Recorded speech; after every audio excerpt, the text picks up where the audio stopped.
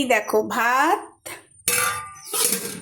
এটা হলো ডাল, আর এটা হলো আলু ভাজা। তোমরা আগের ভিডিওতে দেখে নিয়েছো, আমার ডালও দেখে নিয়েছো, আলু ভাজাও দেখে নিয়েছো, ভাতও দেখে নিয়েছো। কিন্তু আজকে আমাদের বাড়িতে ডাল আর আলু ভাজা ভাত কেন? একটা জিনিসের সাথে খাবো বলেই কিন্তু ডাল আলু ভাজা ভাত করা হয়েছে। কিন্তু জিনিসটা কি, চলো সেটা দেখা যাক। এখন বলবে তুমি ফ্রিজের কাছে কেন এলে সমাধি? হ্যাঁ, ফ্রিজের কাছেই তো মজা। সবার আগে বলে দিই, কারেন্ট নেই, ওই জন্য ফ্রিজটা বন্ধ রয়েছে। দেখতে পাচ্ছ, এই হলো লেবু, গন্ধরাজ লেবু।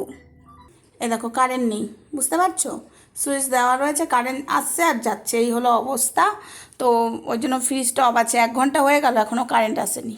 এই যে গন্ধরাজ টস টসে লেবু, আর মেঘলা ওয়েদার, আর এইদিকে বললে বিশ্বাস করবে না, কারেন্টটাও চলে গেছে, সত্যি বলছি। তো যাই হোক, এই হলো টসটসে গন্ধরাজ লেবু, মানে আমার শ্বশুরবাড়ির গাছের লেবু, বুঝেছো?